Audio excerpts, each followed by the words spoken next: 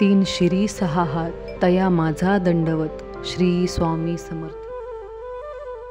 नमस्कार स्वामी भक्त हो, स्वागत आहे तुमचं पुन्हा एकदा नवीन व्हिडिओमध्ये. या व्हिडिओचं शीर्षक आहे श्रावण महिन्यात शिवलीलामृत पारायण कसे करावे.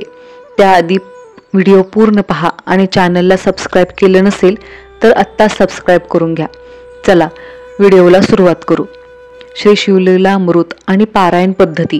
भगवान शंकराची कृपा प्राप्त करून घेण्यासाठी शिवलीलामृत पोथीचे पारायण करावे. या पोथीचे पारायण करण्याच्या अनेक पद्धती आहेत. सांगितलेल्या सर्व उपासनात नित्य नियम पाहिजे. दुर्जनांचा संग टाळावा. चित्त शांत असावे. विकल्प धरू नये.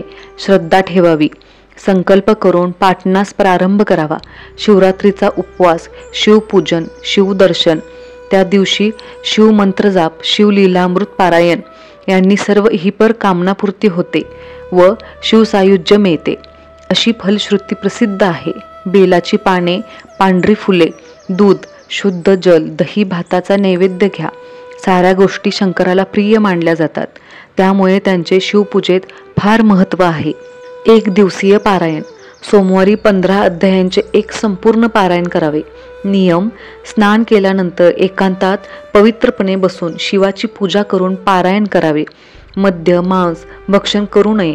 पारायण चालू असता 7 अध्यायानंतर घटकाभर विश्रांती घ्यावी.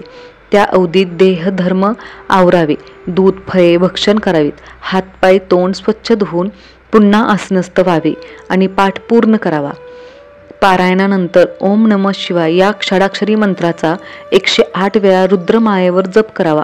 इष्टकामना पूर्ण होतील. सप्ताह पारायण पद्धती 1. सोमवारी 15 अध्यायांचे एक संपूर्ण पारायण करावे. रोज एक पारायण. याप्रमाणे 7 दिवस 7 पारायणे करावीत. नियम वरील प्रमाणे. फल: सर्व इष्टकामना पूर्ण होऊन रोग, मृत्यू, पाप, ऋण, दारिद्र्य, संकटे, कोडासारखे असाध्य रोग, बंधन इत्यादी टळतील. आयुष्य, धन, संतती वाढेल.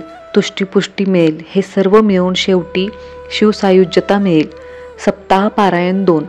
कोणत्याही सोमवारी सायंकाळी शंकराच्या मंदिरात जाऊन 11 बेलाची पाने पिंडीवर वाहावीत व शंकराचे यथाशास्त्र दर्शन घेऊन मी शंकरांना प्रसन्न करून शांती, समाधान, आनंद प्राप्त करण्यासाठी श्री शिवलीलामृत पोथीचे 7 दिवसीय पारायण करणार आहे, तरी हे कार्य भगवान श्री शंकरांनी कृपा करून पूर्ण करून घ्यावे अशी प्रार्थना करावी व तेथे किंवा स्वतःच्या घरी येऊन रात्रीच्या भोजनापूर्वी शिवलीलामृत पोथी वाचावी.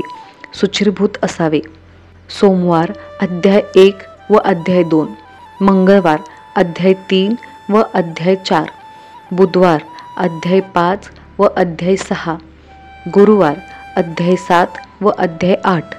शुक्रवार अध्याय 9 व अध्याय 10. शनिवार अध्याय 11 व अध्याय 12. रविवार अध्याय 13 व अध्याय 14. रविवार रात्री अध्याय 15 वाचला तर चालेलच, पण नाही वाचला तरी चालेल. रविवार रात्री आपल्या जेवणाच्या पत्राचा नैवेद्य शंकराला दाखवावा व तेच उद्यापन समजावे. पारायण करताना दिवा तेवत ठेवावा. रविवारी शंकराच्या मंदिरात जाऊन शंकरापुढे यथाशक्ती तांदूळ व पैसे ठेवावेत. शैव संप्रदायी साधूला कमीत कमी 21 रुपयांची दक्षिणा व पांढरे शुभ्र वस्त्र दान द्यावे. पोथी मोठ्याने वाचली तरी चालेल, इतरांनीही ऐकावी.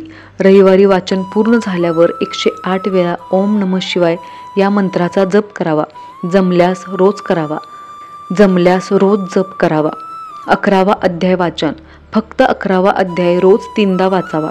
नियम पद्धती दिल्याप्रमाणे. फल: आयुष्य, संतती लाभते. मद्यपान, महापापे नष्ट होतील. 1 सहस्त्र कपिला गायी दान केल्याचे पुण्य मिळेल. 11वा अध्याय श्रवण. 11वा अध्यायाचे केवळ श्रवणानेही 11 रुद्र प्रसन्न होतात आणि रुद्रपाठाचे पुण्य मिळते. 42 ओव्या पठण. अध्याय 15 मध्ये दिलेल्या 42 ओव्यांचे नित्यपठण केले जाते. ज्यांना वेळ अभावी वा इतर काही कारणामुळे ग्रंथपठण करता येत नाही त्यांच्यासाठी या ओव्या कामी येतात. रोज सकाळी स्नान करून ह्या 42 ओव्या वाचाव्यात. फल: सर्व ग्रंथांचे पठण केल्याचे पुण्य मिळते. श्री स्वामी समर्थ. व्हिडिओ आवडल्यास लाईक, शेअर, सबस्क्राईब करा. कमेंट करायला विसरू नका. धन्यवाद.